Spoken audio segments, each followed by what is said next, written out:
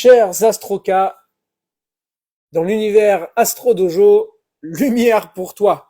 Donc pour info, ceux qui arrivent maintenant ou qui regardent en replay, ça fait 3 fois que je reconnecte à cause d'un problème de son. Maintenant, dites-moi si c'est mieux, s'il vous plaît. À Cosmic qui dit top. C'est carrément mieux. Wouhou, ça y est, allez. Maintenant, on y va. Il faut arrêter de perturber mon live, tout le monde. Surtout toi, Alexandra Tarot, y en a marre. Alors, allez, on reprend brièvement parce que je vais synthétiser pour pas qu'il y ait des redites pour celles et ceux qui étaient là. On se retrouve pour ce Moon Live, pour la pleine lune qui aura lieu ce jeudi 8 décembre 2022 à 5h08, toujours. L'heure a pas changé depuis 3 reprises. Et donc, un moment de pleine lune en énergie sagittaire, c'est un moment de libération d'énergie. Je disais que la pleine lune, c'est le moment où les émotions sont en exergue parce que emotion veut dire mettre en mouvement à l'extérieur. C'est à ça que sert une émotion. C'est pour ça que de garder une émotion à l'intérieur, ça sert à rien. De toute façon, elle sortira. De façon viciée, dans le déni ou dans la conscience, elle sortira, cette émotion. Donc, qu'on l'exprime verbalement, qu'on l'exprime par ce qu'on appelle un tiers, donc c'est-à-dire à l'écrit ou via une œuvre d'art, une musique, peu importe, c'est important qu'elle soit extériorisée à travers un support, cette émotion. Toute émotion qu'on garde va être destructrice, en fait. C'est une énergie qu'on maintient à l'intérieur. Et donc, c'est pour ça que c'est important d'avoir une pratique aussi physique, parce que parfois, on ne sait pas pourquoi on ressent telle ou telle chose. D'ailleurs, on n'a même pas conscience de ce qu'on ressent. Et ça peut être important d'avoir ne serait-ce qu'une pratique physique qui va nous permettre d'expulser cette énergie. Et quand je dis expulser, je fais exprès d'utiliser ce mot-là, parce qu'il y a quelque chose d'assez, comment dire, violent, entre guillemets, dans le fait d'expulser, mais en même temps, quand vous regardez la nature, il y a beaucoup de choses qui sont violentes dans la nature. Si on avait à zoomer, on peut pas le faire, c'est une image. Si on avait à zoomer dans les tissus d'une femme qui donne naissance, les tissus se déchirent, c'est violent. Si on avait si on pouvait assister de près, on n'y résisterait pas physiologiquement, mais à la création d'une galaxie, d'un soleil, il y a quelque chose de violent. C'est martien. Martien, pas dans le sens les extraterrestres. Martien dans le sens la planète Mars. Nous sommes bien d'accord. Donc, cette pleine lune qui représente une libération d'énergie, ok, à chaque pleine lune, on a une libération d'énergie. Mais la libération d'énergie de quoi? Eh ben, de ce qu'on a eu 2 semaines auparavant, c'est-à-dire le moment de la nouvelle lune. Ce qui a été initié, c'est-à-dire ce qui est au commencement du mois, la tête du mois, le Rosh Hodesh dans la tradition hébraïque, à la différence du Rosh Hashanah, qui est la tête de l'année, le Rosh Hodesh, la tête du mois, a lieu à chaque nouvelle lune. Et 2 semaines après, on libère ce qui a été initialisé au moment de la nouvelle lune, et on avance en conscience comme ça. Mais il suffit pas de faire des incantations, ou des mantras, ou de faire des vœux, etc. C'est important qu'on se mouille, en fait. Alors là, je dis on se mouille, on est dans tout sauf de l'eau. C'est-à-dire, c'est du feu et de l'air. Sagittaire, Gémeaux. Mais c'est important qu'on se mouille par le feu.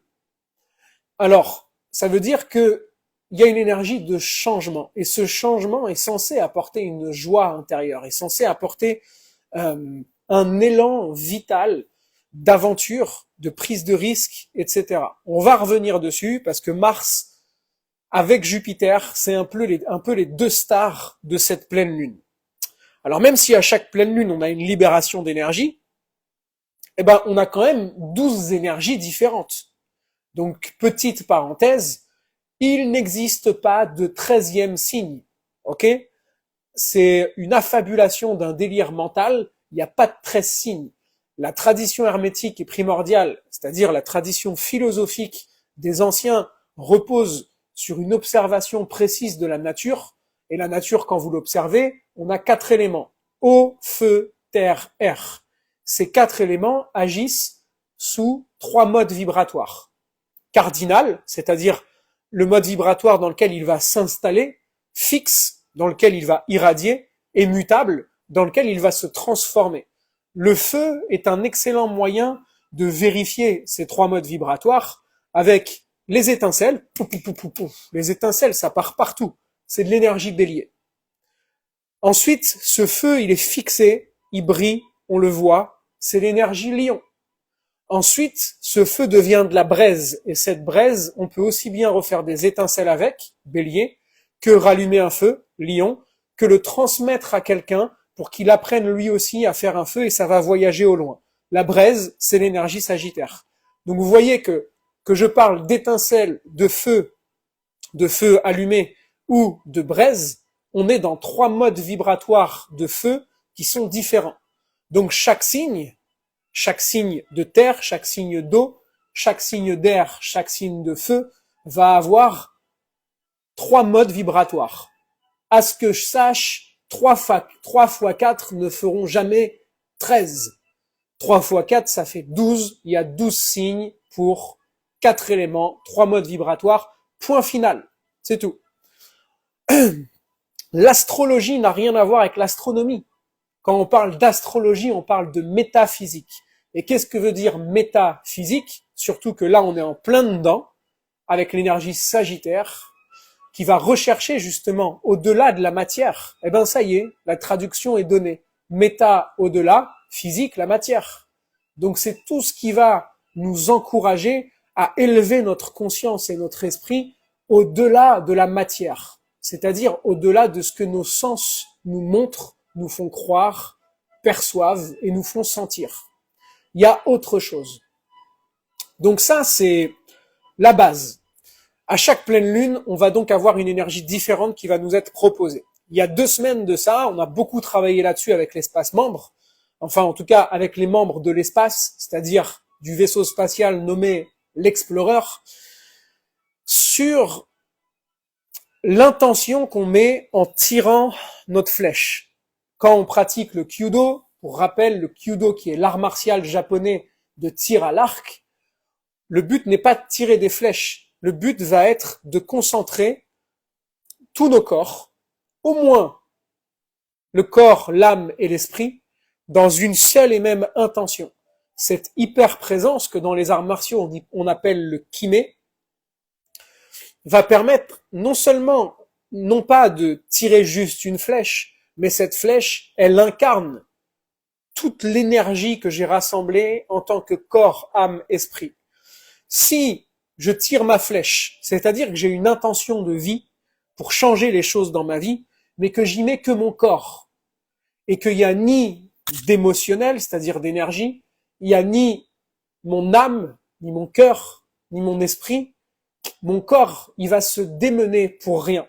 Et on va se retrouver avec ce qu'on appelle des coups d'épée dans l'eau. Je ne sais pas si vous avez déjà essayé de vous battre contre de l'eau ou contre de l'air, vous pouvez y aller, hein. Parce que là, Mars, il est dans le signe des Gémeaux, en rétrogradation. Si vous cherchez à vous battre contre de l'air, je vous dis rendez-vous à l'année prochaine, on sera au même stade. Ok?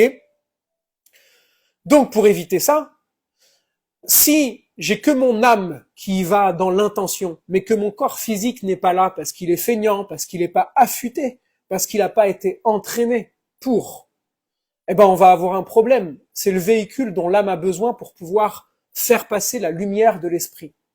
Et l'esprit, c'est pareil. Il a besoin de ces 2 acolytes, l'âme et le corps, pour pouvoir s'incarner, manifester l'esprit dans le concret de la matière. Et c'est ça la spiritualité. Il y a une différence, je pense, à faire entre la spiritualité et la spiritualisation. La spiritualisation de notre vie, c'est de faire descendre l'esprit à travers notre âme dans notre corps. Et ça, c'est votre thème astral, à chacun et chacune, qui peut permettre de s'orienter. Petite précision sur le mot orientation qui est hyper important.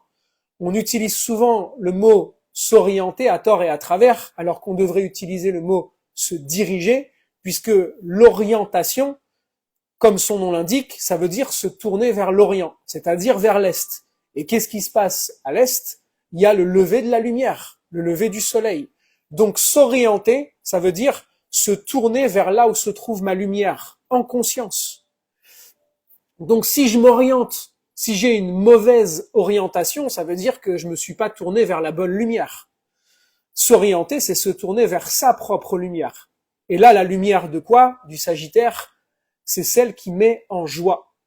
Jupiter, qui est la planète directrice du monde des Sagittaires, c'est l'étymologie, c'est Iopis, la joie.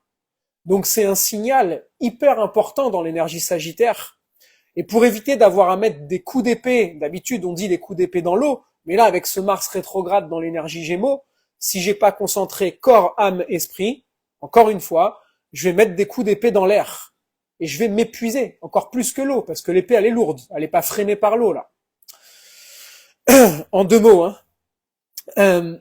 Donc pour cette pleine lune, on se retrouve avec la lune et Mars qui se retrouvent au 16e degré pile de l'énergie Gémeaux. Alors, Gémeaux, sa planète c'est Hermès. Et Hermès veut dire pilier, fondation, pilier. C'est pour ça que toute approche hermétique c'est-à-dire d'Hermès, ou Thoth, puisque c'est le même personnage, on va avoir une tour ou deux tours. Si vous regardez le glyphe des Gémeaux, on a bien deux piliers qui reposent sur un socle en haut, un socle en bas. Ces deux piliers, ça veut dire Hermès, ça signifie Hermès, les deux piliers.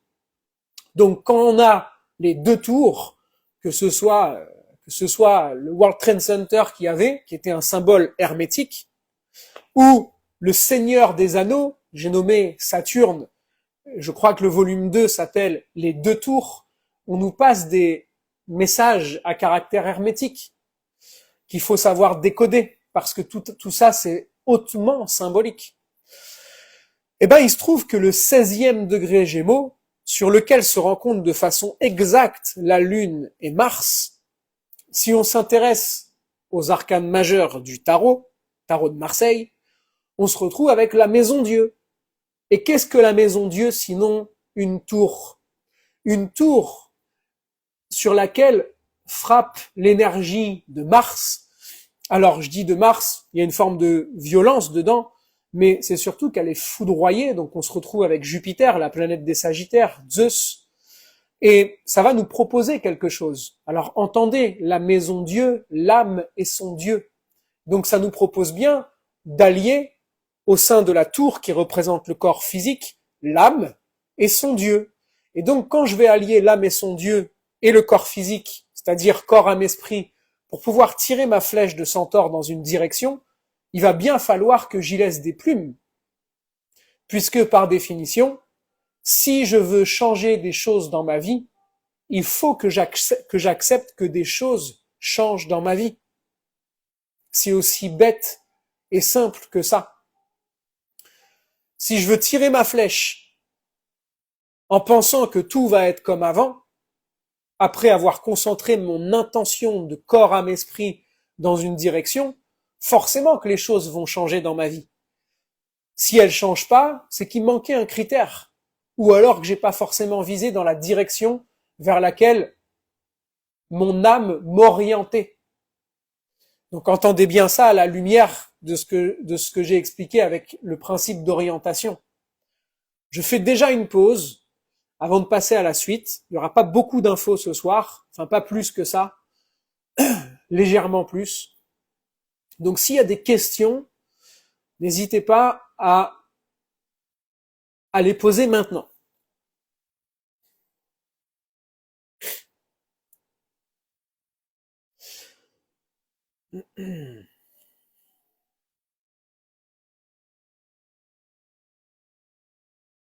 Je sais que c'est un peu long le temps de taper sur les claviers du téléphone. En attendant que les questions arrivent, j'avance doucement. Ok? Le monde des Gémeaux, c'est la parole. Le monde des Sagittaires, c'est le silence. Il y a un équilibre à trouver dans le ratio parole, silence, pour concentrer au mieux mon énergie. Ça, c'est une autre info importante. Alexandra qui demande, mais du coup, signe de terre, Mercure aussi, eux aussi Hermès du coup. J'ai pas compris, Alexandra. Signe de terre, Mercure aussi. Mercure est à la fois la planète des Gémeaux que de la Vierge. Est-ce que ils sont aussi hermétiques? Mercure en Vierge n'est pas la même connaissance hermétique que le monde des Gémeaux. Dans le monde des Gémeaux, on est vraiment dans la connaissance intellectuelle. Je dirais que dans la Vierge, on est plutôt dans les techniques applicables, terrestres, voire même thérapeutiques. Les massages, les techniques de soins, etc. Mais on le retrouve aussi dans les Gémeaux, hein, puisque leur point commun, c'est Mercure. Ok, alors si j'ai compris la question, est-ce que tu as bien reçu la réponse? Il y a Clémence qui pose quand tu dis qu'il pouf. Ok. Alors, que nous réserve la pleine lune? Excellente question, Sarounette. Et les questions sont très importantes puisque je rappelle que l'énergie sagittaire, c'est l'énergie de la quête. Quête, quest, question. Si on pose pas les bonnes questions, on n'aura pas le bon voyage. Et donc, on n'arrivera pas à la bonne destination. Ou plutôt, on va arriver à la destination qui est à la mesure de notre question. Quand on pose comme question que nous réserve la pleine lune, ça veut dire, vu que j'ai rien à faire, c'est quoi l'énergie que le ciel m'envoie et qui va décider de ma vie? La pleine lune ne vous réserve rien. L'astrologie ne vous réserve rien. L'astrologie vous propose une ambiance vibratoire que vous avez à synthétiser par l'être unique que vous êtes, de façon à pouvoir co-créer votre vie de façon unique. Et pour ça, ça demande à reprendre la responsabilité du libre arbitre et à se dire, ok, il n'y a pas de gentils ou de méchants astres qui vont venir décider de ma vie, et donc ça va être à moi de prendre ces énergies-là qui me sont proposées pour co-créer avec. Et la différence, elle est de taille, vraiment. Qu'est-ce que veut dire que si on veut du changement, il va falloir se mouiller? Alors, bonne question aussi.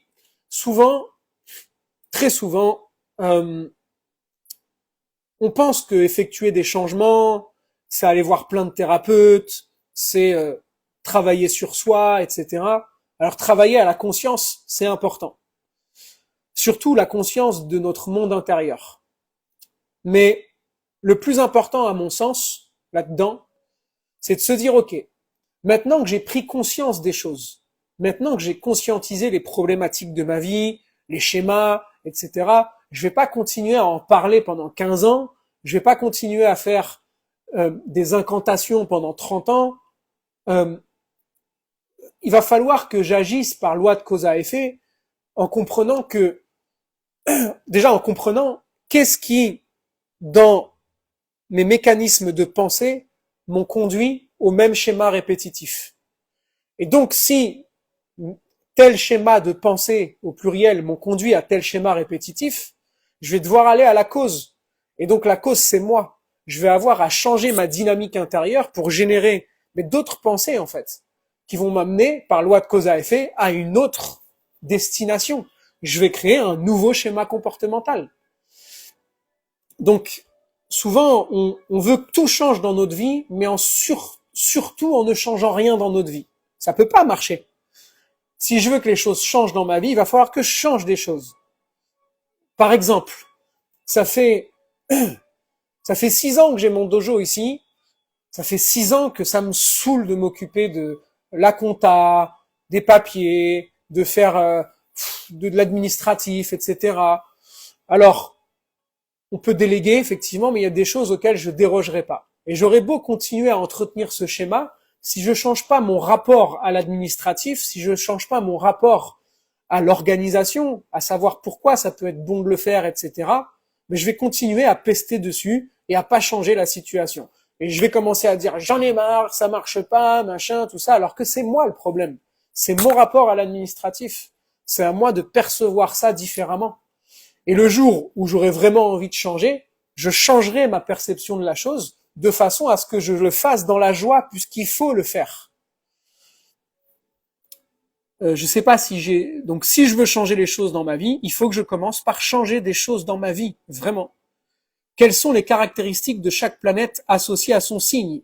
Alors, je sais que c'est passionnant, mais je peux pas parler de ça ici. Il s'agit pas d'une formation en astrologie. On est dans un commentaire de pleine lune, et j'essaie de vous donner des pistes de réflexion philosophique, c'est-à-dire que c'est important de philosopher par rapport à ce qui se passe. Et philosopher, c'est pas juste se prendre la tête.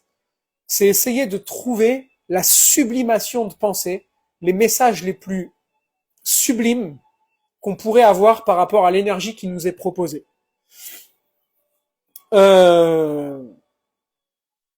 Ok, alors avec plaisir. Donc je peux continuer sur ma lancée, qui est que vous savez, Mars dans l'énergie Gémeaux et Mars collé à la Lune, ça peut être aussi, Mars c'est ce qui pique, les émotions qui piquent, les émotions exacerbées, les émotions impulsives ou l'impulsivité dans les émotions, qui peuvent mener à quoi? Mais Gémeaux, la parole, à des paroles trop vite dites ou avec trop de violence, ça peut faire mal.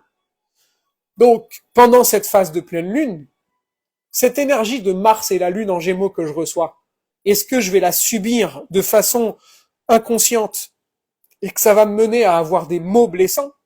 Oui, c'est une des potentialités, mais c'est pas ce qui est proposé. Ce qui est proposé, c'est juste de l'énergie. Si si l'énergie du ciel vous envoie un couteau, c'est pas que l'énergie du ciel vous demande de tuer des gens. C'est pas que l'énergie du ciel vous demande de faire un gâteau au chocolat. Elle vous envoie juste un couteau parce qu'elle se dit, tiens, l'intelligence universelle, là où ils en sont les humains, là, ils ont besoin d'un couteau. Mais pourquoi faire? Peut-être que c'est pour faire de la permaculture avec, peut-être que c'est pour couper des liens énergétiques, j'en sais rien. Bisous mon Warren. Avec Warren, petite parenthèse, on vous réserve de magnifiques surprises par rapport à une expérience incroyable qu'on a vécue tous les deux. Et on revient vers vous bientôt pour vous partager tout ça. Vu qu'on parle de Mars, là, ça parle du masculin. Ok? Donc vous allez avoir bientôt de nos nouvelles là-dessus sur Sacred Guardians. Allez vous abonner au compte d'ailleurs, hein, si c'est pas fait. Il va bientôt reprendre de son activité dans le concret. Bref. Donc cette lune collée à Mars, j'ai parlé de l'arcane, de la maison Dieu.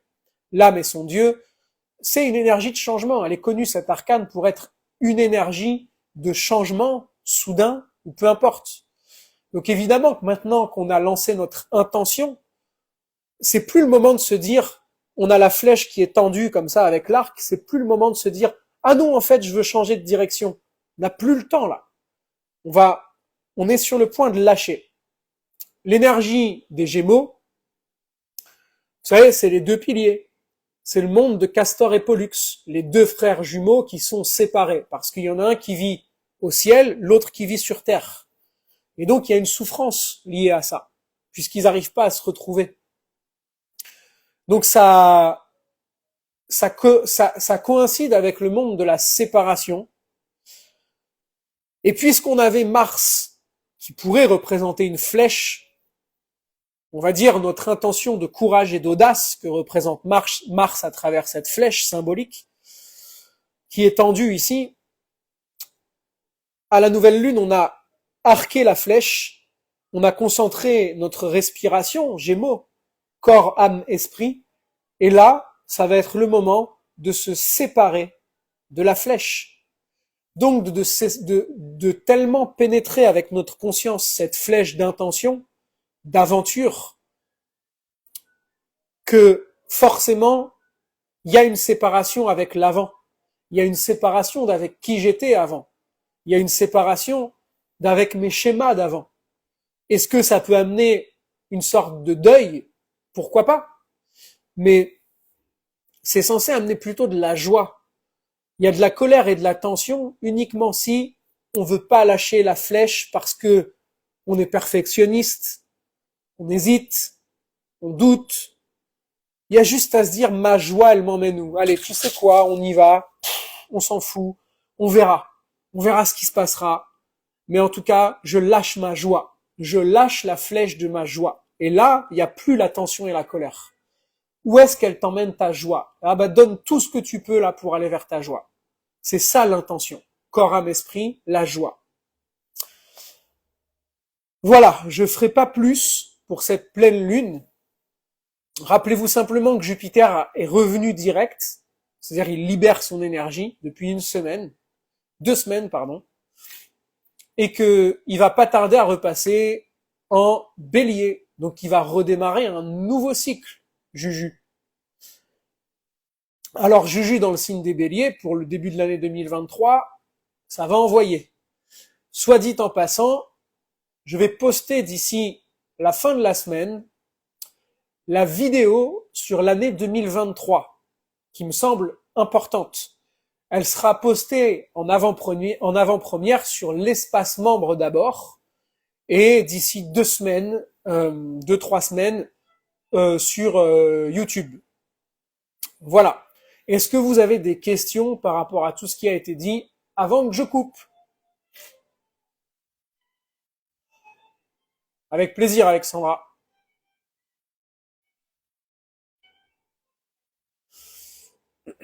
N'hésitez pas, vous savez, l'énergie Gémeaux, c'est les connaissances qui boostent, les connaissances qui... Mars en Gémeaux, c'est les connaissances qui vont être des moteurs, qui vont vous coacher.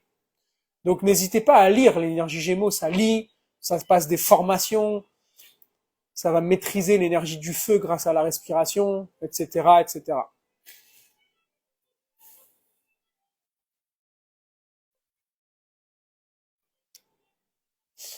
Oui, les mystères d'Ina, tu pourras regarder le replay, il va être posté tout de suite. Donc voilà pour ces explications par rapport à la pleine lune, qui me semblent importantes par rapport à ce qu'on est en train de vivre maintenant. Ok? Euh, alors, deux choses. La première aura lieu le samedi 7 janvier prochain, près de Valence, juste à côté de Valence, c'est collé à Valence, à Oxygène Yoga, de chez Marlène. Vous pouvez aller regarder Oxygène Yoga, le compte. Aura lieu une journée intensive de formation aux bases de l'astrologie. Que vous soyez débutant, intermédiaire, avancé, euh, le but, c'est pas qu'il y ait des redites. Alors, il va y avoir un apport conséquent sur toutes les bases pour pouvoir lire un thème. Alors, évidemment qu'à l'issue de cette journée, je vous garantis pas que vous saurez lire un thème. Ça se fait pas en un jour. En tout cas, d'avoir une première approche qui vous amène dans une dynamique de contemplation d'un thème, avec toute l'approche philosophique, des connaissances aussi que je voudrais diffuser via l'astrologie, à travers une journée intensive. Donc, il y aura des supports, des visuels, on travaillera sur vos thèmes aussi, et vous repartirez avec quelques documents qui vous permettront de continuer votre approche astrologique, voire même votre plongée en astrologie, d'une façon sérieuse. Parce que si on n'a pas les fondations qui permettent d'aller poser des connaissances stables et riches, on devient vite limité. On devient vite limité parce que on a installé des fondations qui sont trop limitées. Et, et je remercie par là mon enseignant, mon premier enseignant Christophe, et aussi notre enseignant qui est juste là-bas, Philippe, que j'embrasse au passage, parce que ça a été deux âmes merveilleuses qui m'ont vraiment transmis l'essence de l'astrologie d'une façon que je pouvais pas espérer en fait, que je pouvais pas imaginer. Donc, si vous voulez vous inscrire, vous allez dans le lien en bio. Donc, vous allez sur le compte d'Astro Dojo. En haut, il y a un lien internet. Vous cliquez dessus. Il y aura un bouton séminaire de formation intensive en astrologie. Vous cliquez dessus et vous pourrez vous inscrire. Attention, il n'y a que 10 places. Le lieu est limité en espace, donc on ne pourra pas faire plus. Et de toute façon, ça me va très bien. Comme ça, au moins, je peux être disponible pour le groupe. Dernière, je sais pas si je reviendrai dans le Var, c'est possible. Euh, C'est possible. Euh, le dernier point, j'ai pour habitude, du coup, et c'est important pour moi, de mettre en avant l'espace membre via les lives que je fais sur Instagram. C'est du temps personnel que je donne pour pouvoir diffuser l'astrologie. Et ça se fait parce que justement, il y a plus d'une centaine de personnes qui aujourd'hui soutiennent AstroDojo via l'espace membre. Donc, je répète comme à chaque fois, la formule de l'espace membre a changé. Au-delà d'avoir un apport de guidance que je vous donne à travers différents outils durant tout le mois, depuis un mois maintenant, l'espace membre a aussi pris une tournure d'apport pédagogique, ce qui veut dire que de façon indirecte, vous êtes formé sur le long terme à l'astrologie. Ok?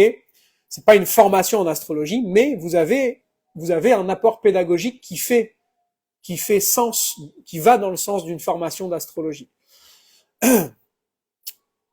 La formule a changé. Maintenant, à chaque phase de lune, c'est-à-dire toutes les semaines, vous avez un nouveau contenu.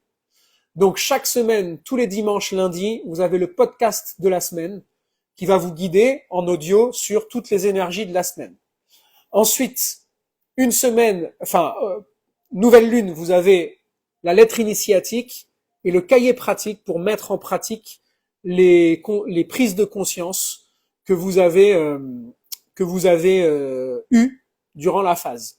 Une semaine plus tard, premier quartier, est diffusé le Moon Live. Le Moon Live pour faire un point, etc. C'est un live, on se retrouve en visio avec tous les membres.